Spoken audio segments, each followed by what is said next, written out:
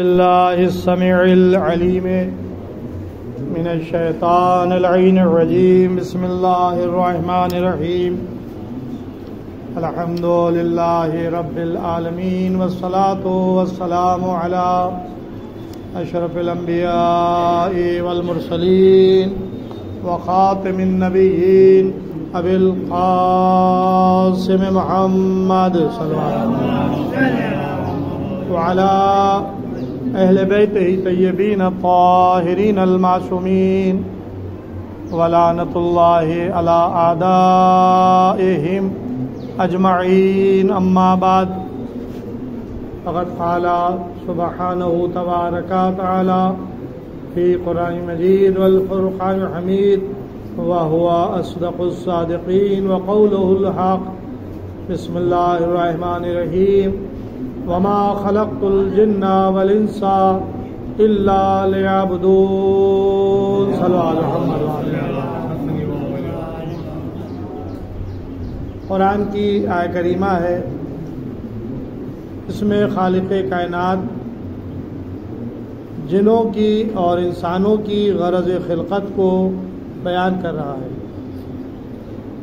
ارشاد ہوتا ہے کہ وما خلقت الجن والانس، اور ہم نے نہیں خلق کیا جنوں کو اور انسانوں کو الا لیعبدون، سوائے اس کے کہ وہ ہماری عبادت کریں. یہ بالکل واضح آیت ہے. پھر اس نے سورہ الملک میں ابتدائی میں ارشاد فرمایا کہ تبارک الذی بیدہ الملک وَهُوَ عَلَى كُلِّ شَيْءٍ قَدِيرٌ. بابرکت وہ ذات جو ہر شے پر قادر ہے. الذی خلق الموت والحیات، جس نے موت کو بھی خلق کیا ہے اور زندگی کو بھی پیدا کیا ہے. لِيَبْلُوَكُمْ أَيُّكُمْ أَحْسَنُ عَمَلًا، یہ موت اور حیات اس لیے اس نے خلق کی ہے تاکہ تمہیں آزمایا جائے کہ تم میں سے کون احسن عمل کرنے والا ہے. ایک طرف عبادت کا ذکر آیا، دوسری طرف احسن عمل کا ذکر آیا. خلاصہ کلام یہ کہ وہ یہ چاہتا ہے کہ میرے بندے اس دنیا میں رہ کر ہماری عبادت کریں اور اچھے اعمال بجا لائیں. اس نے اہل جنت کو خوشخبری دی اور یہ بتایا کہ جنت میں جانے والے کون لوگ ہیں. لہذا ارشاد ہوتا ہے کہ والذین آمنوا وعملوا الصالحات، جو لوگ ایمان لائے ہیں اور اچھے اعمال بجا لاتے ہیں، اولئک اصحاب الجنہ، یہی لوگ اہل جنت میں سے ہیں. ہم فیہا خالدون، اور ہمیشہ ہمیشہ جنت میں رہیں گے. چلو محمد وعلی محمد. یعنی جنت کے ہمیشہ رہنے کی خوشخبری دے دی گئی ان لوگوں کو جو صاحبان ایمان ہیں اور جن کی زندگی میں عمل صالح اچھے اعمال ہیں. میں یہاں پر ایک جملہ کہتا ہوں کہ اس دو فقرے کو اللہ نے سمیٹ دیا. اگر ایمان کی تشریح کریں تو پورا اصول دین ایمان میں پھیل جائے، اگر عمل صالح کی تشریح کرے تو پورا فروع دین اسی ایک لفظ عمل صالح میں پھیل جائے. اللہ نے ایمان کو سمیٹا تو ایک لفظ ایمان یعنی اصول دین کو سمیٹا تو پورا ایک لفظ ایمان آ گیا، اور فروع دین کو سمیٹا تو عمل صالح آ گیا. اب پوری زندگی انسان عمل کرتا رہے تو کیا کہیں گے؟ فروع دین، دین کی شاخیں، اصول دین، دین کی جڑیں. اب ظاہر ہے کہ جڑوں کا تعلق زمین کی گہرائی سے ہوتا ہے، جڑیں نظر نہیں آتی، جڑیں چھپی ہوئی ہوتی ہیں زمین کے اندر، اسی طرح سے ہمارے عقائد دل کی گہرائیوں میں چھپے ہوئے ہوتے ہیں. جیسے درخت کی جڑیں زمین میں چھپی ہوتی ہیں، پوشیدہ ہوتی ہیں، اسی طرح سے ہمارے عقائد دل کی گہرائیوں میں چھپے ہوتے ہیں. شاخیں، دین کی شاخیں، فروع دین، دین کی شاخیں، شاخوں کا تعلق جڑوں سے نہیں ہوتا ہے بلکہ اوپر دکھاوے سے ہوتا ہے. لیکن یہ شاخیں جو اوپر نظر آتی ہیں، جو ہری بھری سبز و شاداب، پھولوں سے مزین، پھلوں سے لدی ہوئی، یہ نتیجہ ہے جڑوں کی بہتری کا. اگر جڑیں کمزور ہو جائیں، اگر جڑیں کھوکھلی ہو جائیں تو درخت ہرا بھرا نظر نہیں آتا بلکہ درخت سوکھ جایا کرتا ہے. یہ درخت کے ہرے بھرا ہونا اس بات کی دلیل ہے کہ اس کی جڑوں تک پانی پہنچ رہا ہے، اس کی جڑیں شاداب ہیں جو اپنے شاخوں کو بھی شاداب بنائے ہوئے ہیں. تو عزیزو، اگر ہمارا عقیدہ صحیح ہے تو یہ ہمارا عقیدہ ہمارے اعضاء جوارح کے اعمال سے گواہی دے گا کہ ہمارے اعمال جو ہم بجا لا رہے ہیں یہ بہترین اعمال ہیں. یہ بہترین اعمال اس بات کی گواہی دیں گے کہ ہمارا عقیدہ بھی بہترین ہے، کہیں پر لوچ نہیں ہے. ایک نعرہ صلوات وہاں پر اب جائیں.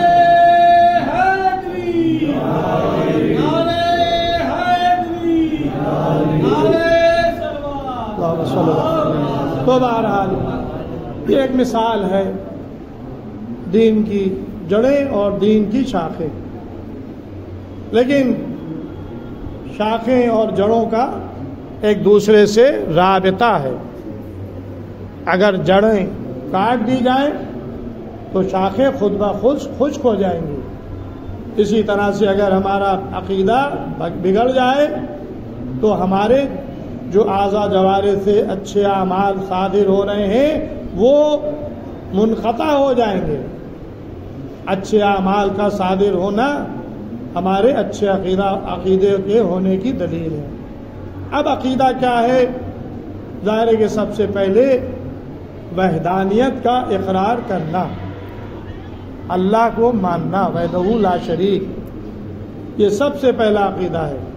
مولا کائنات نے اپنے خطبے میں نہج البلاغہ میں یہ ارشاد فرمایا ہے کہ اول الدین معرفتہ، دین میں سب سے پہلے اللہ کی معرفت ہے، ہمیں اللہ کی ذات کو پہچاننا ہے. تاریخ یہ مختصر مجلس ہے، تفصیلات کا موقع نہیں ہے. اللہ کو عادل ماننا یہ ہمارے عقیدے سے تعلق رکھتا ہے. بہت سے لوگ نہیں مانتے، ان کا اصول دین تین ہے: توحید، نبوت، قیامت. لیکن الحمدللہ ہم تین والے نہیں ہیں، ہم پانچ والے ہیں. وہ تین پہ رک گئے اور ہم پانچ کو مانتے ہیں. ہمارا عقیدہ وحدانیت پر بھی ہے، ہمارا عقیدہ اللہ کی عدالت پر بھی ہے، ہمارا عقیدہ نبوت پر بھی ہے، ہمارا عقیدہ امامت پر بھی ہے، ہمارا عقیدہ قیامت پر بھی ہے. تو ہم پنجے تنی ہیں. اصول دین کو بھی پانچ مانتے ہیں اور اہل بیت کو بھی پانچ مانتے ہیں. تو عزیزوں، جس کو اہل بیت مل گئے اس کو سب کچھ مل گیا. اور ظاہر ہے کہ اہل بیت میں امامت ہے. امامت یہ اصول دین میں ہے. اور پیغمبر اسلام کی حدیث ہے کہ من ماتا ولم یعرف امامہ زمانہ ہی فقط ماتا میتتن جاہلیہ. جو شخص مر جائے بغیر معرفت کے اپنے زمانے کے امام کی، اس کی موت جاہلیت کی موت ہے. یہ حدیث بتا رہی ہے کہ کوئی زمانہ امام سے خالی نہیں ہوگا. ہر دور میں، ہر زمانے میں امام کا پایا جانا برحق ہے، لازمی ہے. اگر ہر زمانے میں امام نہ ہو تو پھر ہر زمانے کے امام کی معرفت کیسے ہوگی؟ کیونکہ حدیث کے جملے ہیں امامہ زمانے ہی، اپنے زمانے کے امام کو، تو اپنے زمانے کے امام کو پہچاننا ہے تو امام کا وجود بھی ہر زمانے میں ہونا چاہیے۔ بس ہم کون ہیں؟ اثنا عشری، 12 اماموں کے ماننے والے۔ ہمارا عقیدہ امامت پہ ہے اور ہم 12 اماموں کو رسول کے بعد ان کا جانشین اور بلا فصل امام مانتے ہیں، خلیفہ مانتے ہیں، جانشین مانتے ہیں۔ اور یہ بلا فصل ہمیں غدیر سے ملا ہے کہ رسول نے اپنے ہاتھوں پر بلند کر کے ارشاد فرمایا تھا کہ من کنت مولا ہو فہذا علی مولا، جس کا میں مولا ہوں میرے فوراً بعد اس کے علی مولا ہے۔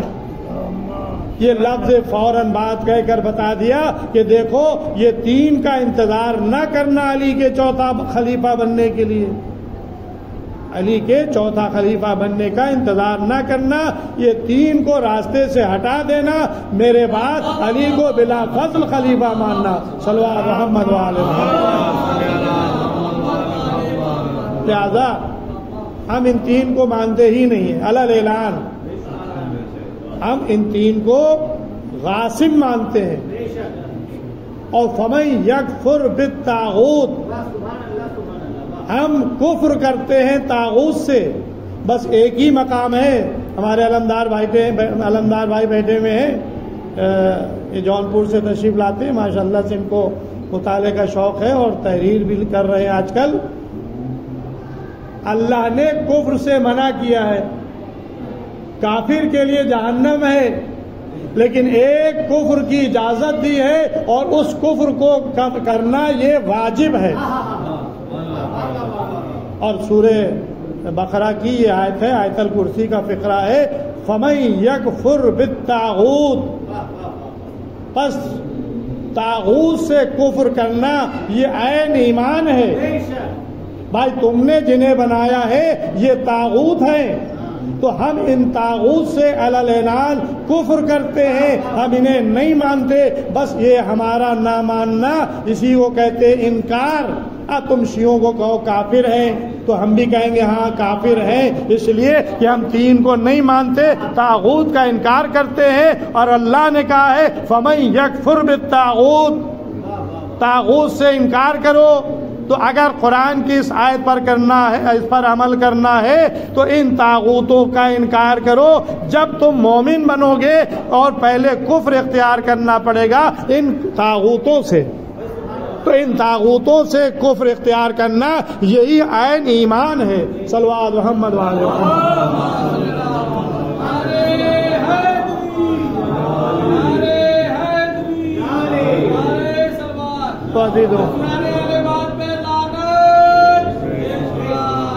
اب ظاہر ہے کہ اگر یہ 3 پتھر راستے میں نہ آئے ہوتے تو مسلمانوں کو ٹھوکر نہ لگی ہوتی، سیدھے راستے پر چلتے رہتے۔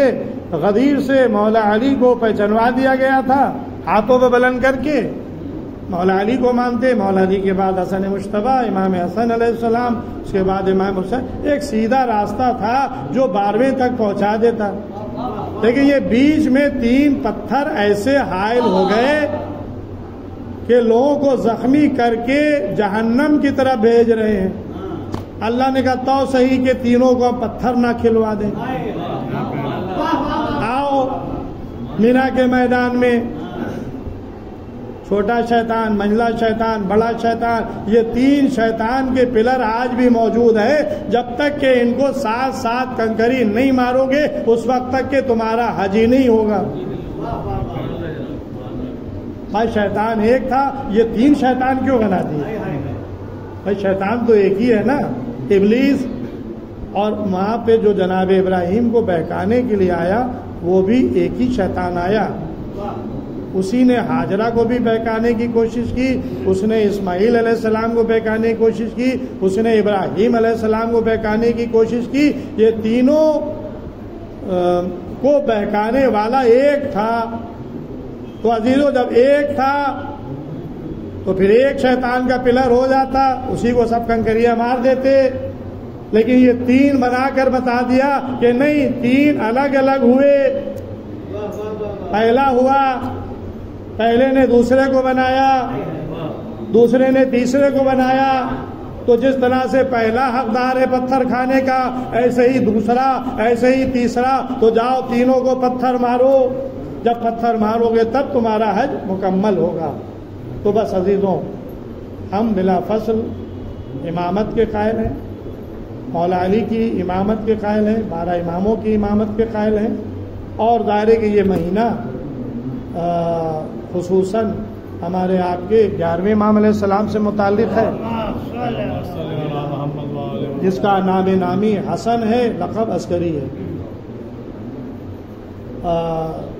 10 ربیع الثانی کو آپ کی ولادت باسعادت کی تاریخ تھی، میں محفل نہیں پڑھ سکا، میں نے کہا کہ مہینہ ختم ہونے سے پہلے ان کا ذکر ہو جائے، تو لہذا آج کی یہ مجلس، یہ نشست، یہ ذکر امام حسن عسکری علیہ السلام کی طرف میں منسوب کر رہا ہوں، تاکہ ہمارے زمانے کا امام اپنے پدر بزرگوار کے ذکر سے راضی ہو۔ ان کی بارگاہ میں ہم ان کے فرزند کی مبارکبادی پیش کر رہے ہیں۔ ظاہر ہے کہ یہ امام جس کا نام نامی حسن، لقب عسکری، پدر بزرگوار امام علی نقی علیہ السلام، مادر گرامی آپ کی جناب حدیثہ خاتون، آپ کی ولادت 10 ربیع الثانی سن 232 ہجری میں مدینہ منورہ میں ہوئی۔ امام علی نقی علیہ السلام آپ کے پدر بزرگوار کی شہادت 3 رجب سن 254 ہجری میں ہوئی۔ اس لحاظ سے 11واں امام اپنے بابا کی دور امامت میں 22 سال زندگی گزاری، 22 سال 11ویں امام نے اپنے پدر بزرگوار کے زیر سایہ ان کے دور امامت میں زندگی گزاری، اور جب 10واں امام اس دنیا سے رخصت ہوا 3 رجب سن 254 ہجری میں، تو اب بار امامت 11ویں امام علیہ السلام پر آیا 22 سال کی عمر میں، اور 28 سال کی عمر میں آپ کو زہر دیا گیا۔ 6 سال آپ کی دور امامت کے، یہ ہے 11ویں امام علیہ السلام کی تاریخ امامت۔ لیکن میں برابر عرض کرتا رہتا ہوں کہ امامت کے لیے سن و سال کی قید نہیں ہے، وہ پیدا ہوتا ہے تو امام ہوتا ہے، چاہے کم سن ہو، چاہے نوجوان ہو، چاہے وہ جوان ہو، چاہے بوڑھا ہو، پوری زندگی اس کی امامت کے مطابق ہوتی ہے، اور علم سے کامل ہوتا ہے، قرآن کا علم لے کر آتا ہے۔ اب میں ایک قرآن کی آیت سورہ رات کی بیان کر کے اور اس کے ذیل میں جو امام کا قول ہے وہ بیان کر دوں۔ سورہ رات کی آخری آیتوں میں ارشاد ہو رہا ہے، قل کفا باللہ شہیدا بینی و بینکم ومن عندہ علم الکتاب۔ یہ کافر، یقول الذین کفروا لست مرسلا، یہاں سے آیت کا آغاز ہوا ہے۔ یقول الذین کفروا لست مرسلا، اے رسول یہ کافر کہتے ہیں کہ آپ اللہ کے رسول نہیں ہیں، یہ کافر کہتے ہیں کہ آپ اللہ کے رسول نہیں ہیں۔ قل ان سے کہہ دے کفا باللہ شہیدا بینی و بینکم، اللہ کافی ہے ہمارے تمہارے درمیان، کاہے کے لیے؟ رسالت کی گواہی کے لیے۔ ومن عندہ علم الکتاب، اور وہ کافی ہے جس کو ہم نے کتاب کا پورا علم دیا۔ یہ آیت سورہ رات کی آیت ہے۔ تو اب یہاں پر ومن عندہ علم الکتاب، یہ رسالت کی گواہی کے لیے اللہ کی گواہی کے ساتھ ساتھ شریک ہے۔ بلکہ جملہ بدل کے کہوں جو وحدہ لا شریک ہے اس نے اپنے نبی کی رسالت کے ساتھ اپنا شریک بنایا کسے؟ جسے کتاب کا پورا علم دیا۔ پھر کہوں کہ اللہ نے 12 اماموں کو اپنے ساتھ شریک بنا لیا آخری نبی کی رسالت کی گواہ کا، جس میں پہلے علی ابن ابی طالب علیہ السلام ہے اور باقی ان کے بعد 11 امام ہیں جو اس آیہ کریمہ کا مصداق ہے۔ صلوات محمد و آل محمد۔ اب ظاہر کہ 13 رجب کی محفل میں آپ حضرات سنتے رہتے ہیں کہ مولا کائنات خانہ کعبہ میں پیدا ہوئے اور ان کی مادر گرامی 3 دن تک کے خانہ کعبہ میں رہیں اللہ کی مہمان، اور تیسرے دن پھر ان کے لیے دیوار شگافتہ ہوئی اور وہ بچے کو باہر لے کر مولا علی کو باہر لے کر گود میں آئیں اور ادھر رسول خدا استقبال کے لیے بڑھے، اپنے بھائی کو اپنی گود میں لیا، اور جب مولا علی رسالت کی آغوش میں آئے تو چہرے کو آنکھیں کھولیں۔ جناب فاطمہ فرماتی ہیں کہ میرا بیٹا خانہ کعبہ میں آنکھیں بند کیے ہوئے تھا۔ کیوں بند کیے ہوئے تھا؟ ظاہر ہے کہ اللہ کے گھر میں غیر اللہ بیٹھے ہوئے تھے، یعنی بتوں کو خانہ کعبہ میں نصب کر دیا گیا تھا۔ تو اب اگر علی آنکھیں کھولتے تو علی کی نگاہیں بتوں پر پڑتی، لہذا علی نے اپنی آنکھوں کو بند رکھا، یہ آنکھیں کھلیں تو غیر کو نہ دیکھیں۔ آپ کو دعاؤں کی کتابوں میں بتایا گیا ہے کہ ہر پہلی کو چاند رات کے دن جب چاند رات ہو چاند دیکھیں تو چاند دیکھ کر کیا دیکھیں؟ غیروں کو نہ دیکھیں، کبھی سورہ یاسین کو دیکھیں، کبھی سبزہ دیکھیں، کبھی ہتھیلی دیکھیں، کبھی فیروزہ دیکھیں، کبھی آئینہ دیکھیں، اپنے چہرے کو دیکھ لیں۔ یہ مختلف مہینوں کے چاند دیکھ کر بتایا گیا ہے۔ تو اب مولا علی نے بھی بتا دیا کہ دیکھو ہم پیدا ہو کر بتوں کو نہیں دیکھیں گے، آنکھیں بند کر لیں گے جب تک کہ رسول نہیں آ جائے گا۔ تیسرے دن جب فاطمہ بنت اسد علی کو لے کر نکلی، رسول خدا استقبال کے لیے آگے بڑھے تو گود میں مولا علی کو لیا۔ جیسے ہی علی علیہ السلام کو گود میں لیا، علی نے آنکھیں کھولی، رسالت کے چہرے کو دیکھا، مسکرائے اور مسکرا کر کہا السلام علیکہ یا رسول اللہ۔ اب آپ دیکھیں ومن عندہ علم الکتاب، گواہی کے لیے کون کافی ہے اللہ کے ساتھ؟ جس کو کتاب کا پورا علم دیا گیا۔ کس کی گواہی کے لیے؟ رسالت کی گواہی۔ تو میں آپ سے پوچھنا چاہتا ہوں کہ مولا علی کب پیدا ہوئے؟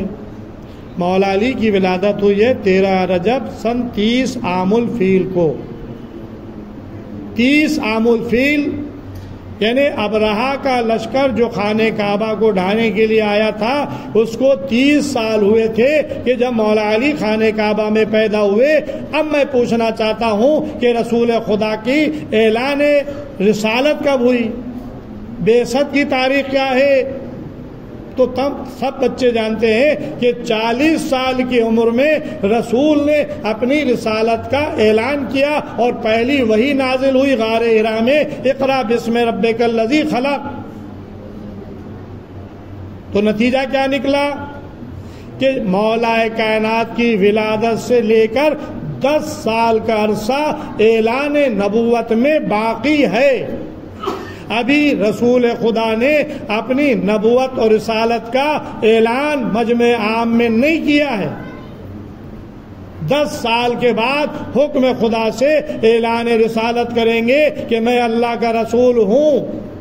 ابھی کسی کو معلوم نہیں ہے کہ محمد صلی اللہ علیہ وآلہ وسلم اللہ کے رسول ہیں یا نہیں ہیں، لیکن علی نے پیدا ہو کر آغوش رسالت میں رسول کو سلام کیا تو یا رسول اللہ کہہ کر سلام کر کے بتایا کہ میں جس کی آغوش میں آیا ہوں یہ صرف محمد ابن عبداللہ نہیں ہے بلکہ یہ اللہ کا رسول ہے۔ صلوات محمد وعلی محمد۔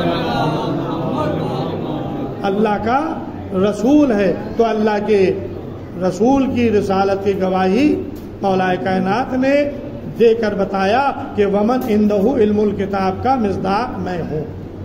اور اس کے بعد پھر رسول نے بھی کہا کہ یا علی کچھ پڑھو، توریت انجیل زبور سب پڑھا، کہا کہ کچھ اور پڑھو، تو آپ نے قرآن مجید کے سورہ المومنون کی ابتدائی 12 آیتوں کی تلاوت کر کے بتایا کہ دیکھو جس بارگاہ سے رسول علم قرآن لے کر آئے ہیں وہیں سے میں بھی علم قرآن لے کر آیا ہوں، کیونکہ میں رسالت کا گواہ ہوں، اس لیے اللہ نے مجھے کتاب کا علم دے کر بھیجا ہے۔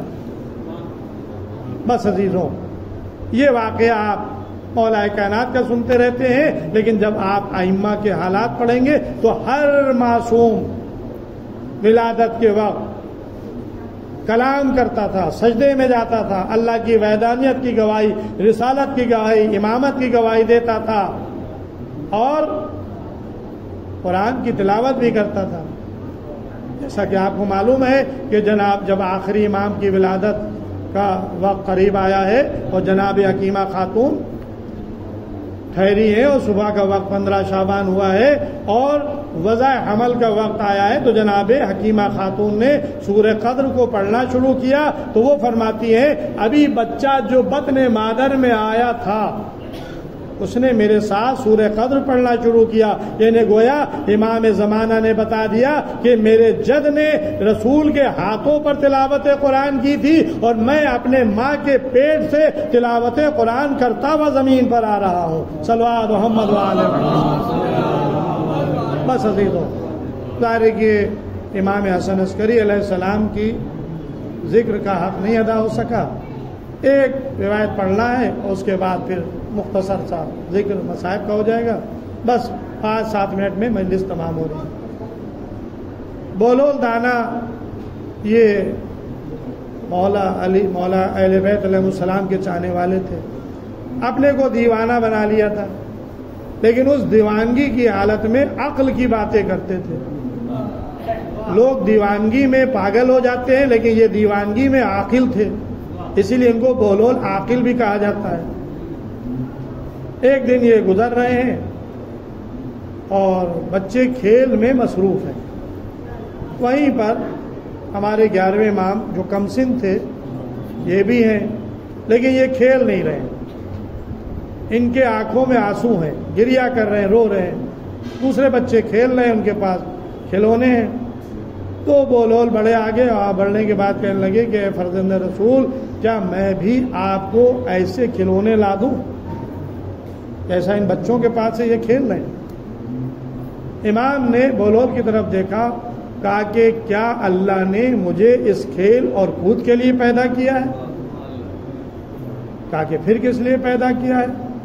کہا کہ اللہ نے ہم کو علم اور عبادت کے لیے پیدا کیا ہے۔ اللہ نے کیا کہا قرآن میں؟ وَمَا خَلَقْتُ الْجِنَّ وَالْإِنسَ إِلَّا لِيَعْبُدُونَ، اور ہم نے نہیں خلق کیا جنوں کو اور انسانوں کو مگر اس لیے کہ وہ ہماری عبادت کریں۔ امام نے کیا کہا کہ اللہ نے ہمیں اس کھیل کود کے لیے نہیں پیدا کیا ہے، ہمیں علم اور عبادت کے لیے پیدا کیا۔ تو کہا کہ یہ آپ نے کہاں سے سیکھا؟ کہا کہ کیا قرآن میں تم نے نہیں پڑھا؟ اللہ ارشاد فرما رہا ہے کہ ہم نے انسان کو عبث نہیں پیدا کیا، فضول نہیں پیدا کیا، بیکار نہیں پیدا کیا، کسی مقصد کے تحت پیدا کیا ہے، اور وہ مقصد کیا ہے؟ علم اور عبادت۔ پھر امام اور رونے لگے، کہا کہ آپ ابھی کمسن ہیں اور آپ کے خوف الہی کا یہ عالم۔ کہا کہ ہاں میں نے اپنی ماں کو کھانا پکاتے ہوئے دیکھا ہے، جب وہ چولہا جلاتی ہیں روشن کرتی ہیں تو اس میں بڑی لکڑیوں کے ساتھ چھوٹی لکڑیاں بھی لگاتی ہیں، تو میں ڈرتا ہوں کہ ایسا نہ ہو کہ اللہ نے قرآن میں کہا ہے کہ جہنم میں انسان اور جنات جہنم کا ایندھن ہوں گے، تو کہیں بڑی لکڑیوں کے ساتھ ہم چھوٹی لکڑیوں کو نہ لگا دیا جائے۔ یہ خوف الہی، امام کے بچپنے میں خوف الہی کا عالم۔ بس عزیزوں، اس سے زیادہ مجھے نہیں پڑھنا ہے۔ امام حسن عسکری علیہ السلام کا ایک تحفہ ہے، اس کا ذکر کر دوں، اور وہ تحفہ کیا ہے؟ تفسیر امام حسن عسکری علیہ السلام۔ جیسے چوتھے امام کی دعاؤں کا مجموعہ صحیفہ سجادیہ صحیفہ کاملہ ہے، مولا کائنات کے کلام کا مجموعہ نہج البلاغہ ہے، اور ائمہ کا کلام ہے اسی طرح سے 11ویں امام کا جو تحفہ ہے ہمارے آپ کے لیے وہ ہے تفسیر امام حسن عسکری علیہ السلام۔ یہ آپ نے 2 لڑکوں کو جو آپ کے شاگرد تھے ان کو املا کرائی ہے، بولتے جاتے تھے اور وہ دونوں نشست میں مختلف نشستوں میں اس کو تحریر کرتے جاتے تھے۔ بس مکمل نہیں ہے، 2 ڈھائی پارے 3 پارے ہوں گے اس تفسیر کے، لیکن اس کا نام یہ ہے آثار حیدری، یعنی مولا کائنات کے فضائل اس کتاب میں بے انتہا ہے، اس لیے علماء نے اس کا نام آثار حیدری بھی رکھا ہے، لیکن وہ ہے تفسیر امام حسن عسکری علیہ السلام۔ یہ بہترین تحفہ علماء کے لیے بھی ہے اور عوام کے لیے بھی ہے۔ ایک نعرہ صلوات۔ بس عزیزوں، مجلس تمام ہو گئی، اس لیے کہ آج ابھی اعلان آپ نے سنا کہ جناب ام کلثوم علیہ السلام صلوات اللہ علیہا کے آج یاد منائی جا رہی ہے، ان کے شہادت کی، ان کے انتقال کی مجلس ہو رہی ہے، تابوت اٹھ رہا ہے، لہذا یہ بی بی ام کلثوم جناب امیر المومنین علی ابن ابی طالب علیہ السلام کی بیٹی ہے، جناب فاطمہ زہرا کی لخت جگر ہے۔ اللہ نے 2 بیٹے عطا کیے اور 2 بیٹیاں عطا کی، ایک بیٹا حسین، دوسرا بیٹا حسن، اور ایک بیٹی جناب زینب، دوسری بیٹی جناب ام کلثوم، اور ایک بیٹا جناب محسن جو بطن مادر میں شہید ہو گیا۔ ہاں عزیزوں، یہ بیویاں کربلا کے میدان میں اسیر کی گئی، آج رسن بستہ تھے، ناقوں کی پشت پر سوار تھی، کربلا سے کوفے اور کوفے سے شام لے جائے گئیں، کبھی دربار ابن زیاد میں کھڑا کیا گیا، کبھی شام کے بازاروں سے گزارا گیا، کبھی دربار شام کے دروازے پر استادہ کیا گیا، کبھی دربار شام میں یزید کے سامنے ایک رسن میں 12 گلے تھے، اس 12 گلوں میں ایک بی بی سکینہ کا بھی گلا تھا۔ یہ بیویاں جھکی ہوئی یزید کے سامنے کھڑی ہوئی تھی، کمر جھکائے ہوئے۔ بس عزیزوں، مجلس تمام ہو گئی۔ ہاں عزیزوں، ذرا غور کریں ان بیویوں پر کیا گزر گئی ہوگی کہ جب جناب سکینہ کا امتحان اس بھرے ہوئے دربار میں لیا جا رہا تھا، حسین کا کٹا ہوا سر تشت طلا میں رکھا ہوا تھا، اور یزید یہ کہہ رہا تھا، اے سکینہ، میں نے سنا ہے کہ تمہارے بابا تمہیں بہت چاہتے تھے، میں اس وقت سمجھوں گا جب یہ کٹا ہوا سر تمہاری گود میں آ جائے۔ بس عزیزوں، بیویاں یہ منظر دیکھ رہی تھی، جناب سکینہ نے پھٹا ہوا دامن پھیلا دیا، آواز دی، بابا، اے بابا، یزید ہماری اور آپ کی محبت کا امتحان لے رہا ہے، اے بابا میری گود میں آ جائیے۔ بس دیکھنے والوں نے دیکھا کہ ایک مرتبہ پشت طلا سے سر امام مظلوم کربلا بلند ہوا، سکینہ کی آغوش میں آیا، بیوی نے منہ پر منہ رکھ دیا، آواز دی، بابا تمہارے بعد خیموں میں آگ لگائی گئی، مال و اسباب لوٹا گیا، منہ پر تماچے مارے گئے، اے بابا تم نے کانوں میں جو گوشوارے پہنائے تھے، شم نے کانوں سے گوشوارے چھین لیے، منہ پر تماچے مارے۔ واہ حسینہ، واہ عباسہ، انا للہ و انا الیہ راجعون، رضا بقضائہ و تسلیما لحمدہ۔ پروردگار اس مختصر سی عبادت کو قبول فرما، ہمارے زمانے کے امام کے ظہور میں تعجیل فرما، ہم لوگ کا شمار امام کے ناز و مددگاروں میں فرما۔ ایک مرتبہ سورہ الحمد، 3 مرتبہ سورہ اخلاص کی تلاوت فرما کر